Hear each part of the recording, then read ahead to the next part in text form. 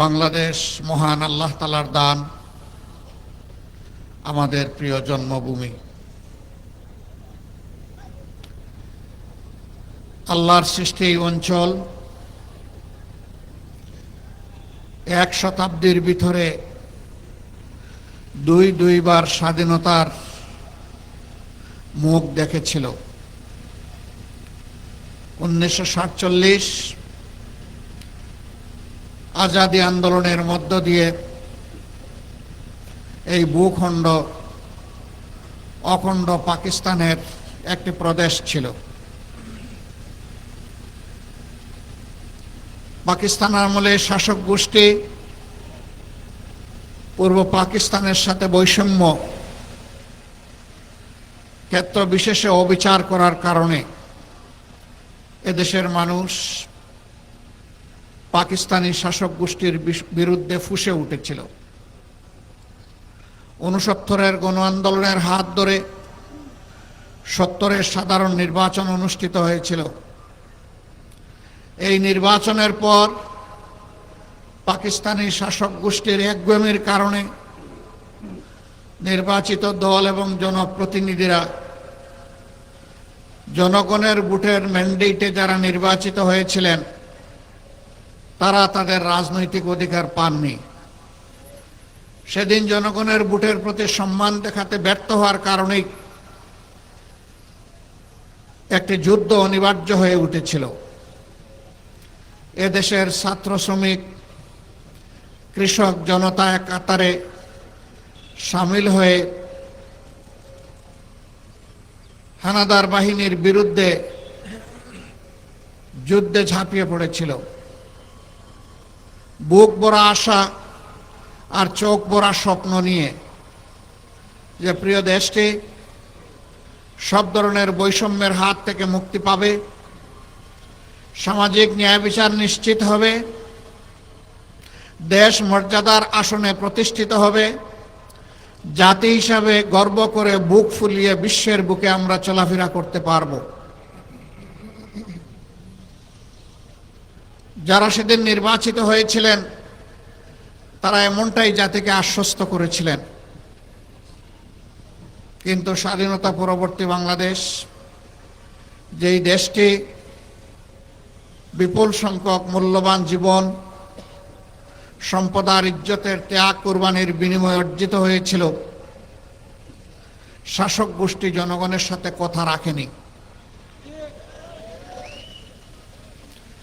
সেদিন যারা লড়াই করেছিলেন, জীবন দিয়েছিলেন, আহত পঙ্গু হয়েছিলেন, তাদের সকলের প্রতি আমরা গভীর শ্রদ্ধা নিবেদন করছি।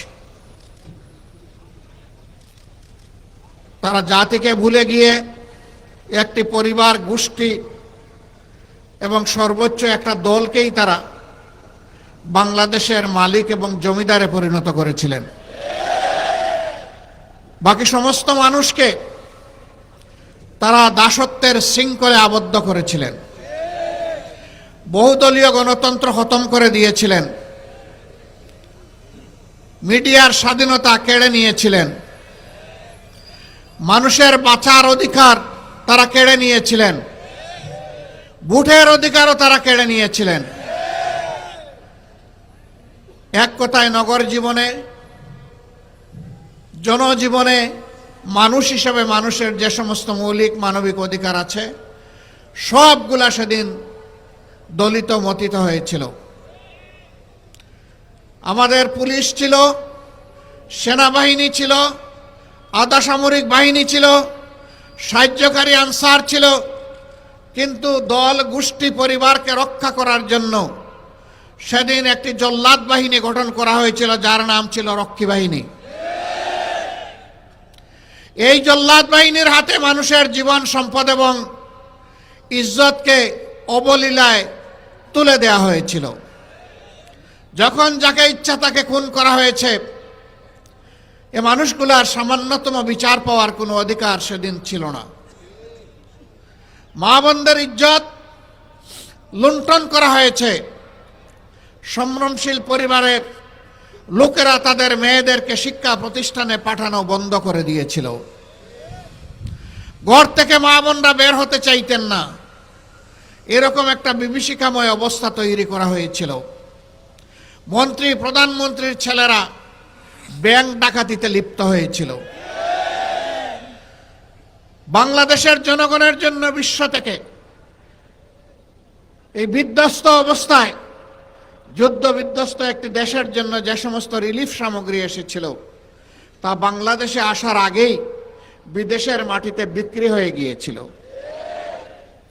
৭৪-এর দুর্ভিক্ষে লাখো লাখো মানুষ সারা বাংলায় হাটে মাঠে পথে ঘাটে তাদের লাশ পড়ে থেকেছে। এই লাশ দাফন করার মতো কোনো ব্যবস্থা সেদিন ভালোভাবে ছিল না। সেদিন আঞ্জুমানে মফিদুল ইসলাম ঢাকার লাশগুলার দাফনের ব্যবস্থা করেছিল, কিন্তু সারা বাংলার চিত্র ছিল সম্পূর্ণ ভিন্ন।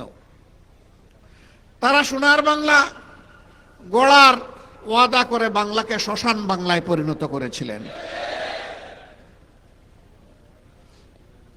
মাত্র 4.5 বছরের দুঃশাসন মানুষকে তটস্থ করে তুলেছিল। এরপরে তাদের কার্যক্রমের পরিণতি হিসাবে দুনিয়া থেকে তারা বিদায় নিয়েছিলেন। কে সেদিন তাদেরকে হত্যা করেছিল? যারা ৭১-এর রণাঙ্গনে বুক চিতে দেশের স্বাধীনতার জন্য যুদ্ধ করেছিল, সেই সৈনিকরা কেন তারা সেদিন ক্ষেপে গিয়েছিল? এর উত্তর আওয়ামী লীগকেই খুঁজতে হবে, জাতিকে নয়।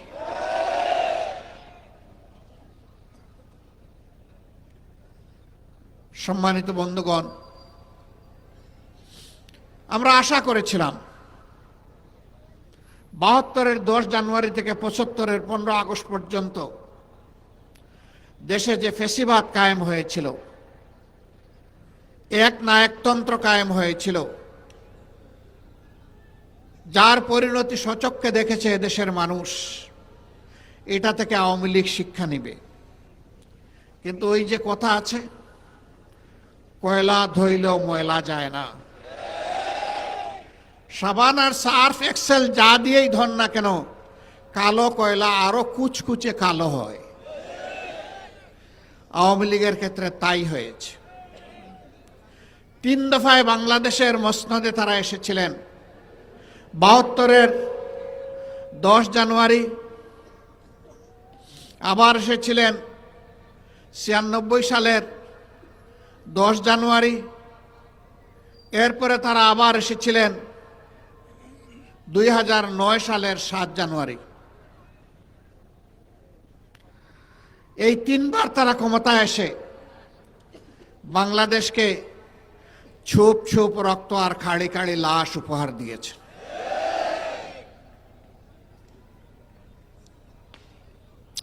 ছিয়ানব্বই সালে ক্ষমতায় আসার আগে হাত জোড় করে তারা জনগণের কাছে ক্ষমা চেয়েছিলেন।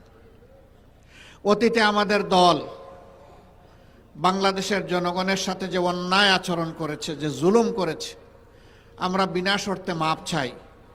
একটিবারের জন্য আমাদেরকে আপনারা ক্ষমতায় দিন। আমরা ভালো হয়ে গেছি, এখন দেশের জন্য ভালো কিছু করতে চাই। হাতে তসবি ছিল, মাথায় ঘুমটা ছিল। জনগণ সহজ সরলভাবে ধারণা করেছিল তাদের মানসিকতার পরিবর্তন হয়েছে, কিন্তু না। যখনই তারা মসনদে বসলেন, তারা আপন রূপে আত্মপ্রকাশ করলেন। আপনাদের মনে থাকার কথা, তৎকালীন প্রধানমন্ত্রী চট্টগ্রামে গিয়ে বলেছিলেন, চট্টগ্রামের নেতাদেরকে তিরস্কার করে, একটা হত্যাকাণ্ডের ঘটনাকে কেন্দ্র করে, তোমরা কি হাতে চুড়ি পরে বসে আছো? তিনি ঘোষণা দিয়েছিলেন, আর যদি আমার দলের একটা মানুষকে হত্যা করা হয়, তাহলে তার বিনিময়ে 10টা লাশ ফেলে দিতে হবে। এই ছিল একজন প্রধানমন্ত্রীর দায়িত্ব জ্ঞানহীন হুঙ্কার, আস্ফালন। তারা তাই করেছিলেন। সেই সময়টা খালে বিলে নদীতে নালায় জঙ্গলে হাটে মাঠে সর্বত্র মানুষের টুকরা টুকরা লাশ পাওয়া যেত। এরপরে জনগণের দ্বারা তারা প্রত্যাখ্যাত হলেন। আবার অস্থিতিশীল পরিবেশ সৃষ্টি করে 2006 সালের 28 অক্টোবর প্রকাশ্য দিবালুকে পল্টন মোড়ে সাপকে যেভাবে মারা হয় সেইভাবে লগি বৈঠা দিয়ে পিটিয়ে পিটিয়ে মানুষ হত্যা করা হলো। এমনকি বিশ্ব বিবেক আর মানবতাকে লজ্জা দিয়ে সেদিন মাটিতে পড়ে যাওয়া নিথর শরীরের উপর উঠে তারা লাফালাফি নাচানাচি করেছিল। এরা কোন প্রজাতি? এরা কি আসলেই মানুষ প্রজাতি? পশুও এরকম আচরণ করে না, তারা তাই করেছিলেন।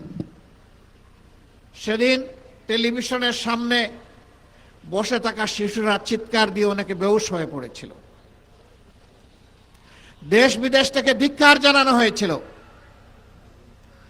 কিন্তু না, তারা এর মধ্য দিয়ে জানান দিয়েছিল আগামীতে চলে বলে কৌশলে আমরা ক্ষমতায় যাবই, আর আমরা ক্ষমতায় গিয়ে যা করব আজকে তার একটা রিহার্সেল দেখালাম বিশ্ববাসীকে। সেই তারা ক্ষমতায় এসে বিডিআরের পিলখানায় হত্যাকাণ্ড থেকে শুরু করে জামাতে ইসলামীর সম্মানিত নেতৃবৃন্দকে হত্যা করার মধ্য দিয়ে তারা যে খুনের রাজত্ব কায়েম করেছিলেন, আমরা তার বিভৎস চেহারা শাপলা চত্বরেও দেখেছি, আমরা বাংলাদেশের সর্বত্র দেখেছি। এমন কোনো জনপদ নেই যেখানে তাদের হাতে মানুষ খুন হয়নি। এমন কোনো জনপদ খুঁজে পাওয়া যাবে না আমাদের মাদের ইজ্জত তাদের হাতে যেখানে লুণ্ঠিত হয় নাই। একটা প্রতীকে ভোট দেওয়ার অপরাধে নোয়াখালীর সুবর্ণচরে আমার একজন মায়ের কি অবস্থা হয়েছিল 18 কোটি মানুষ তার সাক্ষী। 5 আগস্টের পরিবর্তনের পর সেই পরিবারে গিয়েছিলাম, ওদের কথা শুনে আমরা আমাদের বুক সামলাতে পারিনি। বলবেন এর আগে যাননি কেন? এর আগে যাওয়ার কোনো পরিবেশ আমাদের জন্য ছিল না। আমরা যখনই পরিবেশ পেয়েছি তখনই তাদের কাছে ছুটে গিয়েছি। তাদের দুঃখ কষ্ট, তাদের ব্যথা বেদনা আমরা দূর করতে পারবো না, কিন্তু তাদের দুঃখ কষ্টের অংশীদার হওয়া ছিল আমাদের নাগরিক দায়িত্ব। আমরা সেই অংশীদারিত্ব শুধু নিয়েছি।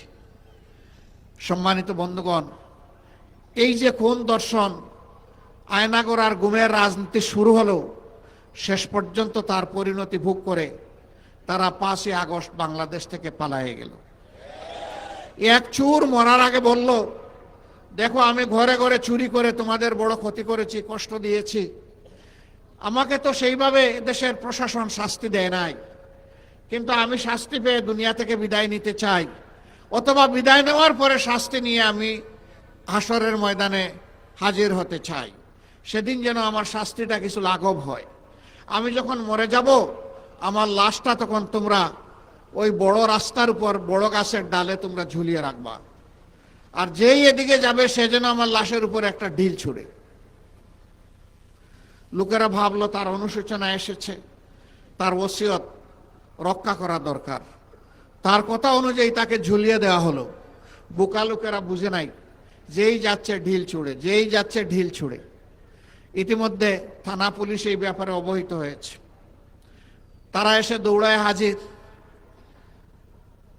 এই অবস্থা দেখে তারা শয়ে শয়ে পুলিশ গোটা গ্রাম এলাকা ঘেরাও করে পুরুষদেরকে গ্রেফতার করতে শুরু করলো। তখন জনগণ বুঝতে পারলো ধূর্ত চোর কি কারণে আমাদেরকে এই ওসিয়ত করেছিল। ও মরার আগেও আমাদেরকে কষ্ট দিয়েছে, মরার পরেও আমাদেরকে কষ্ট দিতে চেয়েছিল। ফেসিবাদীরা পালিয়ে গিয়ে দেশের মানুষকে কি শান্তি দিচ্ছে? সর্বশেষ ঘটনা আমাদের কলিজার টুকরা আমাদের ভাই শরীফ উসমান হাদির উপরে গত জুমার নামাজের পরে প্রকাশ্য দিবালুকে ঢাকার রাজপথে তারা গুলি করে তার জীবনটা শেষ করে দিতে চেয়েছে। সে এখন জীবন মৃত্যুর মাঝখানে আছে। মহান রবের দরবারে দোয়া করে, হে রাব্বুল আলামিন, তুমি তো মৃতদের মধ্য থেকেও জীবন বের করে আনো, তুমি এরকমই একটা জীবন ফিরিয়ে দাও। তাকে সুস্থ করে আবার বিপ্লবী বাংলাদেশের জনগণের বুকে ফিরিয়ে দাও। সে যেন বিপ্লবের পতাকা আরো শক্ত হাতে মজবুত করে ধরতে পারে, এই তৌফিক তাকে দান করো। প্রিয় দেশবাসী, আজকের আমাদের এই যুব ম্যারাথন একথাই দেশবাসী এবং বিশ্ববাসীকে জানানোর জন্যে যে অতীতের বস্তাপতা সমস্ত রাজনীতিকে পায়ের তলে ফেলে দিতে চাই। এই রাজনীতি বাংলাদেশে অচল। এই রাজনীতির পাহারাদারি যারা করতে পারবে তারা অচল মালে পরিণত হবে।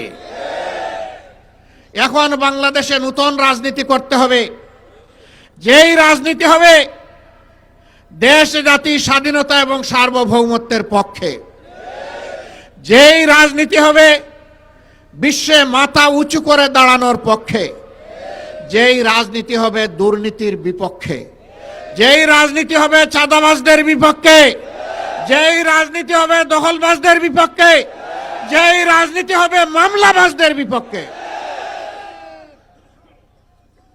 যেই রাজনীতি হবে দর্শনকারীদের বিপক্ষে।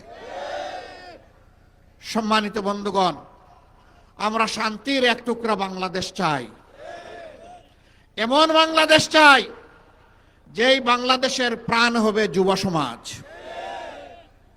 এই যুব সমাজের হাত ধরে আজকের ম্যারাথন যেমন এগিয়ে যাবে, আগামীকালের বাংলাদেশও তেমনি এগিয়ে যাবে ইনশাআল্লাহ।